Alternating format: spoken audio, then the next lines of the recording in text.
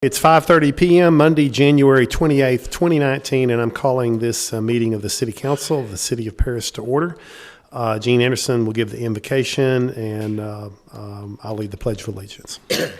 Everyone stand, please. Pray.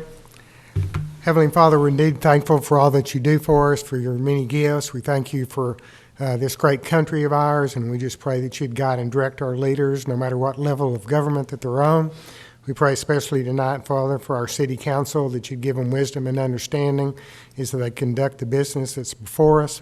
And we just ask, Father, all these things in the name of Jesus. Amen. Amen. Amen. I pledge allegiance to the flag of the United States of America and to the republic for which it stands, one nation under God, indivisible, with liberty and justice for all. And the Citizens Forum is next. Persons desiring to address the council must limit their presentation to no more than 2 minutes. Unless an item is posted on the agenda, the Texas Open Meetings Act prohibits the council from responding to any comments other than to refer the matter to a future agenda, to an existing policy, or to a staff person with specific factual information. Claims against the city, council members, or employees, as well as individual personal appeals, are not appropriate for Citizens Forums. The Citizens Forum is now open. Anyone wishing to address the council, please step forward and give us your name and address, and you'll have 2 minutes.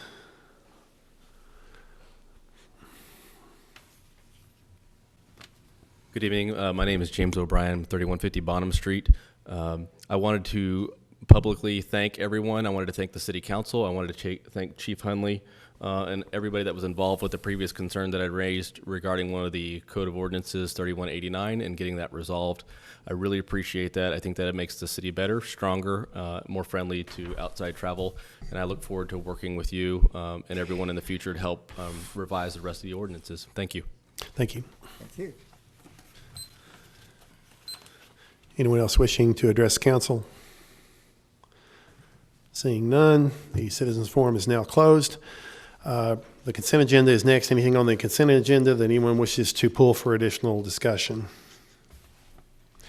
One thing I would want to mention, the item number 12, just for public information, we discussed the hotel occupancy tax, and after consulting with the attorney, we apparently do need to have this approved as a venue project through the state comptroller's office, and then it will need to be put on the ballot before it can be officially passed if the citizens that vote decide to vote for this. So that's on the consent agenda today to apply for that venue project. So any other comments on or suggestions on the consent agenda? All right, I'll make a motion. We accept the consent agenda. Second. All in favor? Anyone opposed? None? Okay. Item number 14, conduct a public hearing, discuss and act on an ordinance considering the petition of Estela Ortega for a change in zoning from a one-family dwelling SF2 to a general retail district GR in the city of Paris, block 201, lot 14, being located at 2024 Bonham Street. Mayor and Council, this is a fairly simple zoning request. The applicant wishes to put a restaurant there. It would originally operate as a food truck, and then at some point in the future, hopefully become Sticks and Bricks restaurant. This is single-family zoning at this point, but there are a number of other non-residential uses there, including multiple restaurants. Future land use plan calls for this to be general retail at some point in the future, so this is consistent with the city's recently adopted comprehensive plan. We do recommend approval of this zoning request, and the Planning and Zoning Commission also recommended its approval unanimously. Okay. I'll open the public hearing on this. Anyone wishing to speak in favor or in opposition to this, please step forward.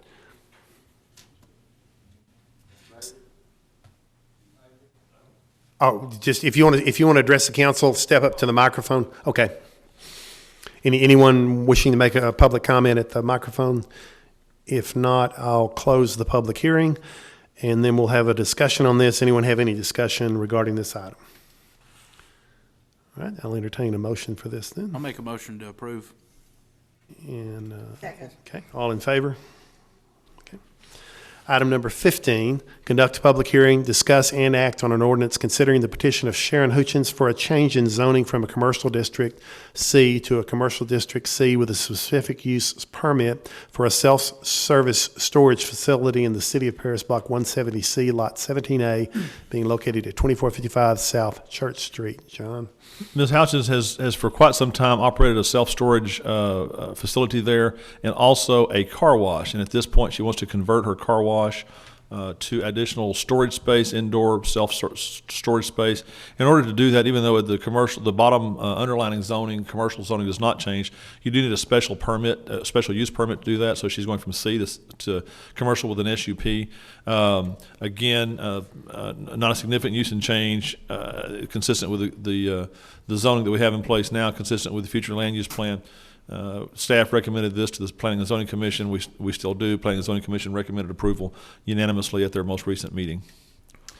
Okay, I'll open the public hearing on this. Anyone wishing to address the council regarding this proposed change, step forward and address us, please. Seeing no one, I will close the public hearing and open it for council discussion. Any comments or discussion on this? I make a motion that we approve. All right. Second. All in favor? Okay. Item number 16, conduct a public hearing, discuss and act on an ordinance considering the petition of the City of Paris, Texas to amend zoning ordinance number 1710 of the City of Paris, Texas by amending Section 13 accessory building regulations, adding Section 13-102 regulations for accessory residential dwelling units, and amending Section 22 to add a definition of accessory residential dwelling units. All right, Thank you, Mayor. This is a subject that we've actually talked about a number of times because it kind of got a little bit complicated. We made a lot of changes, but ultimately our zoning ordinance just doesn't address this one way or another. It's not unusual to have accessory residential units in a lot of cities, and we actually have them here. Whether they were legal or not, we were never sure because it never really addressed it. You could have accessory units, or accessory buildings, almost every kind of zoning, but you couldn't have it in residential. It wasn't spelled out in any case. So staff took this to, when Mr. Eversey was here a few months ago, took this to the Planning and Zoning Commission. The Planning and Zoning Commission agreed that that's something that we should allow within residential areas, but with a number of stipulations. I won't go through all the stipulations, but there's a number of requirements that you must have. We discussed those, I think, at 3 different P&Z meetings.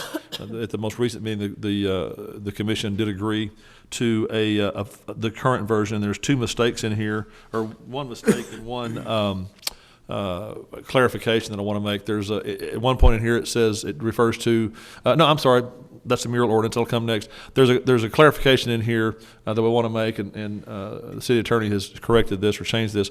There's a place where it talks about the internal square footage. You can't have more than 500 internal square feet, excluding storage and closets. And then somewhere else it says you can't have more than 900 feet. So what we're after is a minimum size of 500 feet, maximum size of 900 feet. Also no more than 35% the size of the main house. Because remember what we're talking about here is mother-in-law house, granny flat, whatever other more informal terms you might hear sometimes, just to make sure we know what we're talking about. And so the city attorney has combined that into a single clause where it just says can't be smaller than 500, can't be bigger than 900. Just to make that clear. So that change has been made in what the paperwork that she has that would be included tonight if you approve that. Everything else is as it is given to you, and we do recommend approval. Planning and Zoning Commission approved it by a vote of 6-1 at their most recent meeting. I'll open the public hearing on this. Anyone wishing to address the council regarding this proposed ordinance, please step forward. Okay, seeing none, I will close that and open up for council discussion. Ms. Portugal? My first question, Mr. Godwin, is if this is a new accessory building, is there a limit to how many other accessory buildings they can have on the same lot? For instance, storage for lawn equipment, storage for what won't fit in their garage. And I think at some point there needs to be a limit if we don't have that already. Yeah, there's a total there's a restriction on how much of your overall property can be occupied. There's setback requirements, so a lot of those things will kind of take care of that. We can put something in here specifically in addition to that if you want additional protection. That's not something we talked about specifically, but because we do have other things and other ordinances that kind of cover that, but not directly, but kind of cover that. You can only cover so much of your property, bottom line. Okay. And my second question is, on number 14, how do you enforce that the person living in the accessory building is related to the person in the original home? To some extent, you'll have to take people's word for it. We're not going to do, background searches or for them and so forth. Maybe look at their driver's license if there's some question. But honestly, for the most part, we're going to take people's word for it because that's the sort of thing you don't want to get into an argument or a personal debate with something. The reason for this, just to clarify, is that these are not meant to be, I'll make some rental revenue off of my backyard, so I'm going to build a rental property back there to make money. It's meant to be, I've got a sick aunt or a crazy cousin or whatever it is, I'm going to put him or her out in the backyard in a garage or in a house or in a building so that they can live there so that I can take care of them, or just a college kid that's doesn't want to live with you but doesn't want to get too far away or something like that too. So that's the reason for it, and that may be obvious to everybody, but for the audience too, that's why that's even in there. But to answer your question, yeah, it's going to mostly be an honor system unless we have a reason to doubt that. And then, okay, we'll as unobtrusively as possible look in to see if they're telling us the truth or not. So, Thank you. The Yes, sir. 5 to 900 foot. So that, let's say I built a home and I have 2 acres. I built a home and I built a garage shop combo off the side to put a loft in the top. No one's going to live up there. I'm going to use it as when I have guests come in town or for a playroom, party Right, room, whatever right. you want to call it. If that's going to, so that cannot be above 900 square foot as well, or is that just if it's we're talking about permanently occupied spaces. Okay. That would be a guest space. That's how I would judge that. the permanently occupied? It would have its own address. It may or may not. It just would be defined as basically somebody that's living there permanently. It probably would not have its separate address because we're not allowing them to have a separate bathroom and kitchens and all that kind of stuff either. So it's supposed to be very dependent on the main structure. Okay, I assume this only applies to clarify that, only applies to residences, places where Correct, people are correct. residing. Right, So right. it would exempt a workhouse or workshop or something like that would not. I know fall some under houses on this. Church Street have some of those, that are set away from them that would obviously be probably in, 15 feet away. There's some of them that are probably more than 15 feet away that could be considered that. That's a. Yeah, I mean, if it's for example, it's a garage apartment. You've got a garage and above it is an apartment. Then that would probably be covered by this. Not the whole building though, just the living space itself, because the other would be not affected by that. The 15-foot rule, though, that's, and I think I saw that correctly. It said the other structure has to be within 15 feet of the main structure. Is that? Right.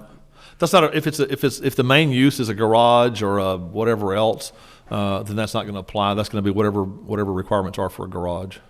Okay. What about grandfathering existing structures? How is that addressed in this ordinance? It's not addressed in the ordinance, but that's just the way an ordinance would work, that we would not be able to make them come into compliance. If there's a structure already there, you've already got your mother-in-law living behind you, we're not Some of the going to kick her out. historic homes is what I was, or not even historic. Some of the homes, and I'm sure there's a home or two in Johnson Woods or in any neighborhood in Paris that's got at least one of these. That. Yeah, and that's what, there's a lot of these in existence already.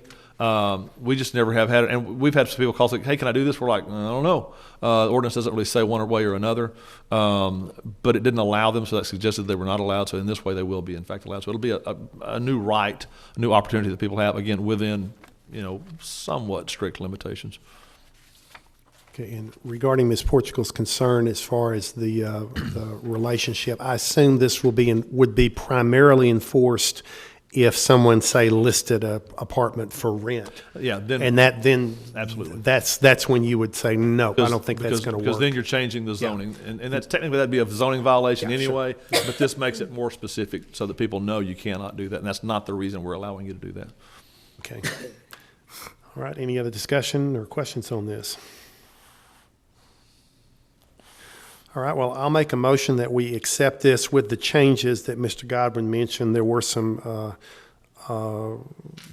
things need clarifying as far as the size of the structure. So with the changes that he suggested, I'd like to make a motion that we pass this ordinance. Anyone second that? Or, Well, second. okay. All in favor, raise your hand. Okay.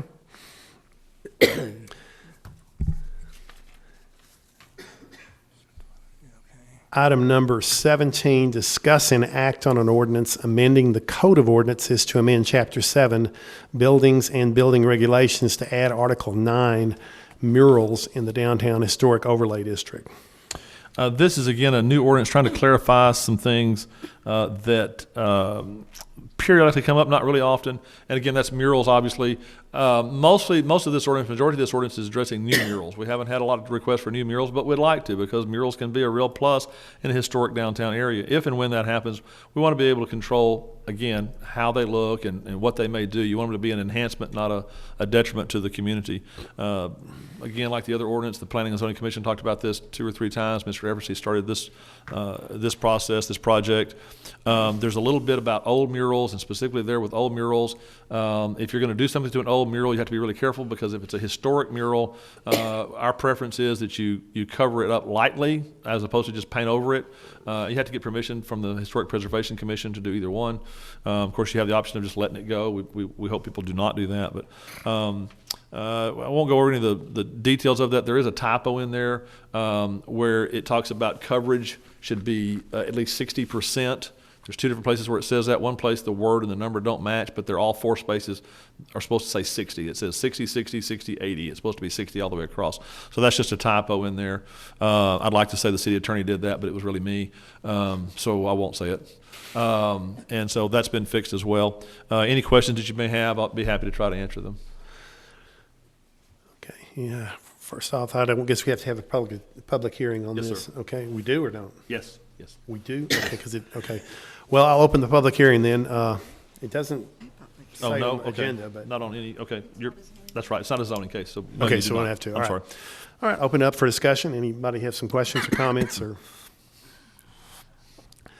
I think it's a good idea. I think to protect the so-called ghost murals, as well as murals are pretty big, and people need to make sure that everyone is in agreement. I know the Historical Preservation Commission will make the decision on this, as well as the City Council liaison that's involved there.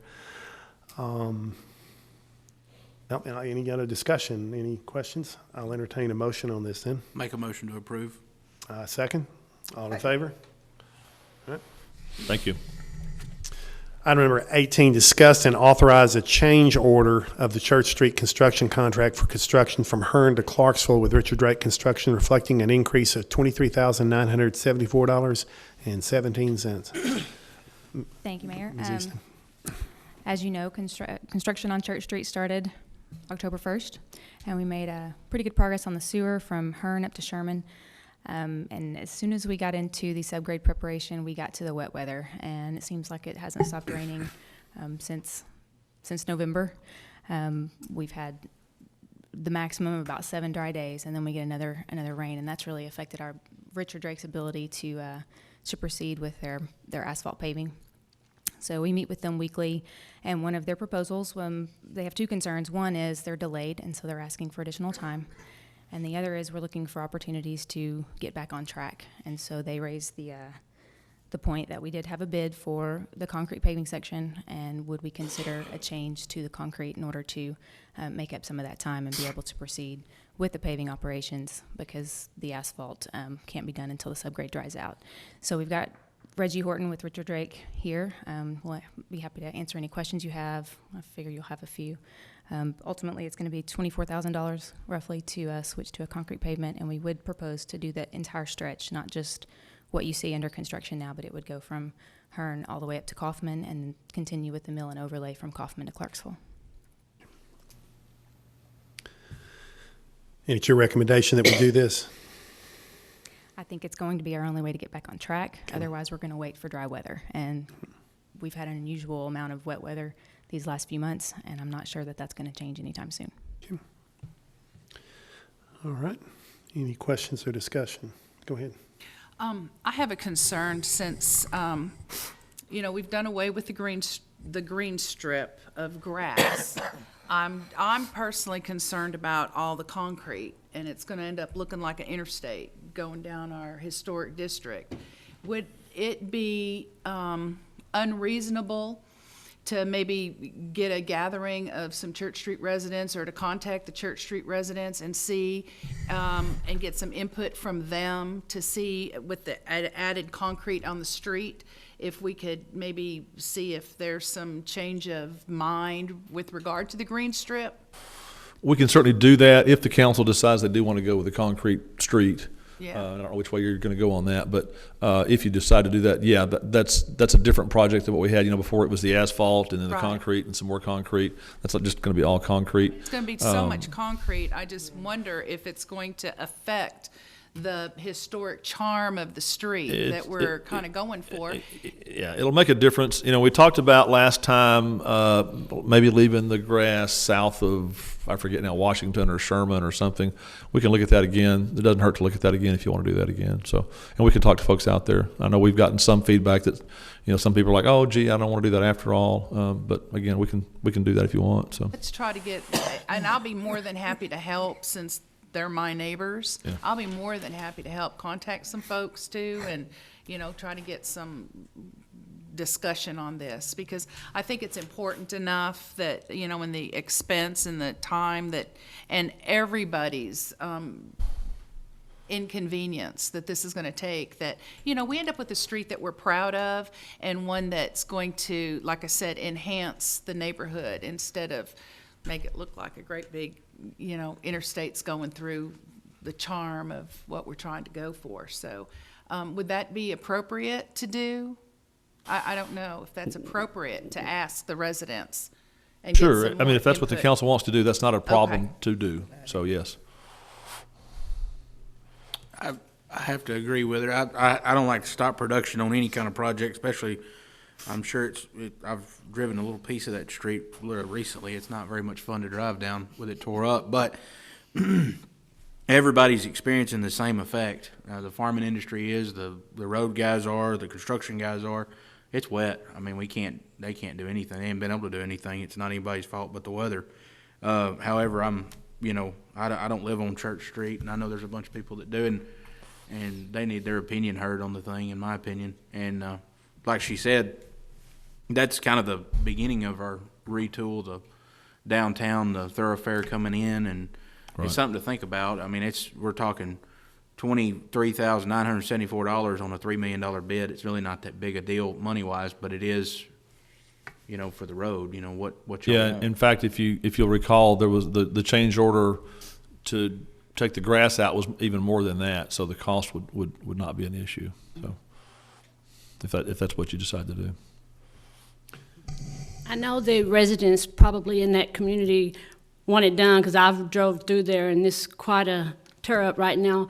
But delaying the decision to extend this 23,000 or 25,000, does it have to be done tonight, or can we delay it, or? Well, the sooner we have a decision, the sooner we'll know what can be done. Right now, if we're going to continue with the asphalt section, then we're waiting for dry weather. If we're going to continue with the concrete section, we just have to have a couple of days to set up forms, and you can actually work on, it can't be saturated, but it can be wet, and you can still have progress with concrete. So that's the difference.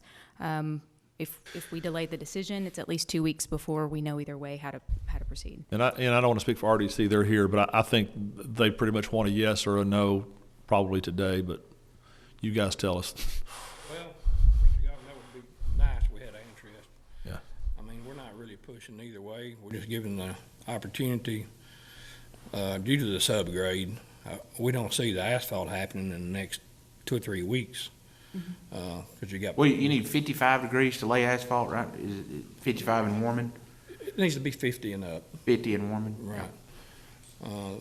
The issue is we got it lime stabilized, and it's hard, but underneath it with our heavy equipment, we know we can't run an 80,000-pound truck on it. At some point, the line that you have in place is going to deteriorate too, is it not?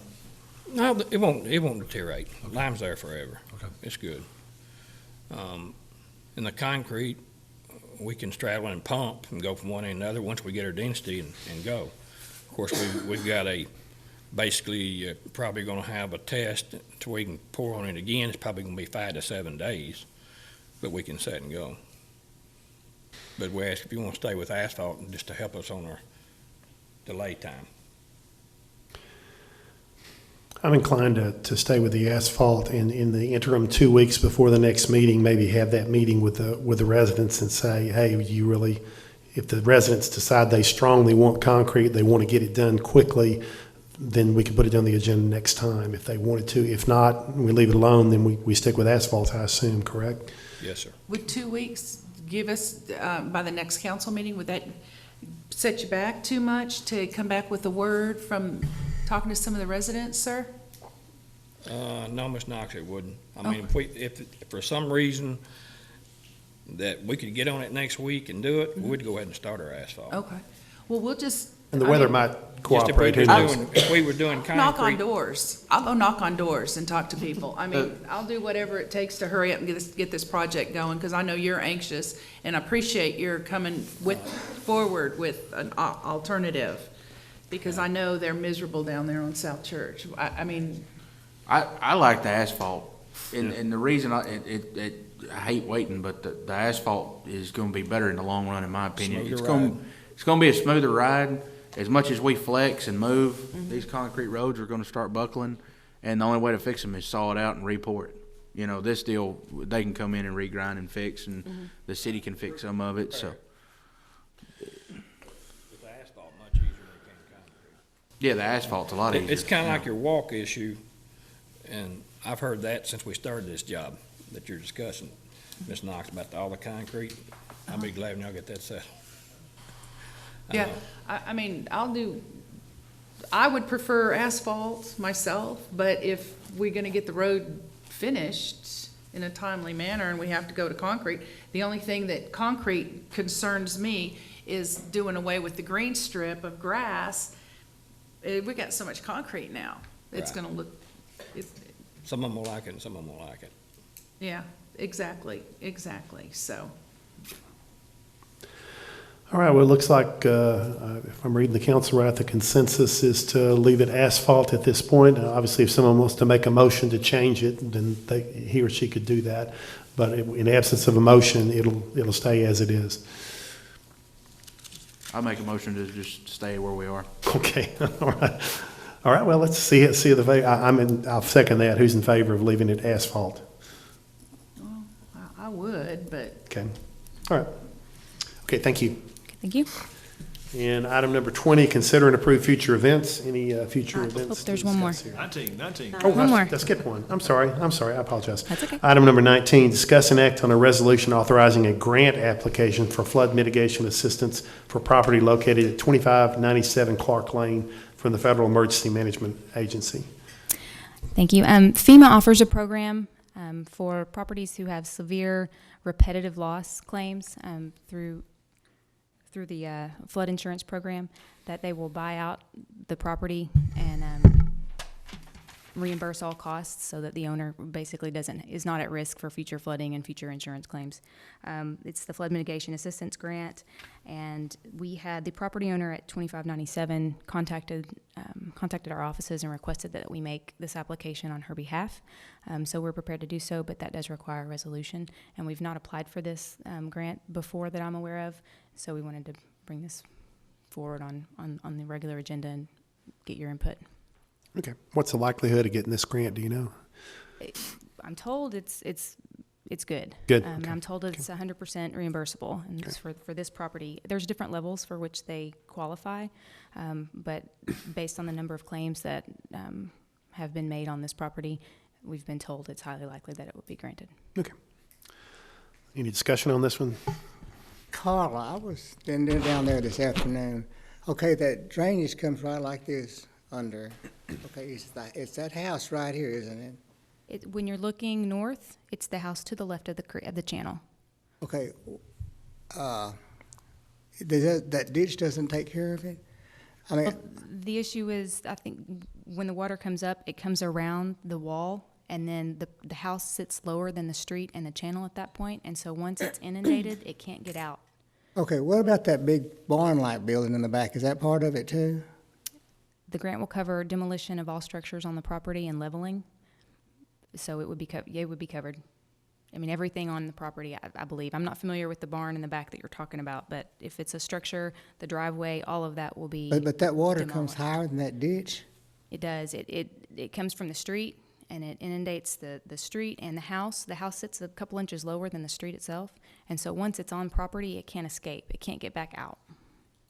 So I just wondered, because I went by and I said, that's pretty deep. And has it been in that house before? we've Is that got the some only one pictures that show water pretty much from the house all the way to the street. It looks like a Okay. pond up and around the home. So it's there is a record of flooding. There's a- That house is, I think, flooded 3 times in the past 5 or 6 years. Yeah, I wrote it down. They've had 7 claims, qualifying claims, and so that's why this one is considered. And FEMA classifies the qualifications through this grant as some are severe and some are just repetitive loss, and this one does qualify as a severe repetitive loss. Okay, so they're just going to tear the property down, then what? They Tear level it, and it's just a vacant lot. Basically, if it were to be built on again, they would have to be at or above the finished floor, minimum finished floor elevation. That would be out of the floodplain. Yeah, I noticed it was low. The issue is the home is low, and when water gets up and around it, it can't escape. But I wanted to know, thank you. Well, your first question is, why were they granted a building permit in the first place? I don't know how old the home is, before any of us were probably around, but I don't understand now what will happen. Who will own that property? The city will own the property. It'll be a city lot, vacant city lot, and if we were to sell it, auction it, otherwise get rid of it, and someone were to put a house on it, they would have to build it to today's standards and make sure that it is up and out of the floodplain. So I'm not saying that it's not a usable lot, but if something were to go back, we would certainly make sure that it's at or above the flood elevation so that it would not have the same problem again. I think, I don't recall, I'm sorry, I don't have that information, what year it was built, but I know that there was a lost claim in 79, 80, 82, 2011, 17, and 18. So there's been 7 qualifying claims on the property. Any other comments or questions? All right, I'll make a motion that we authorize this grant application. Second. All in favor? And now we'll get to future events. Any, Yes. okay. Any other future events we discuss? Okay, I'll make a motion for adjournment. We're done.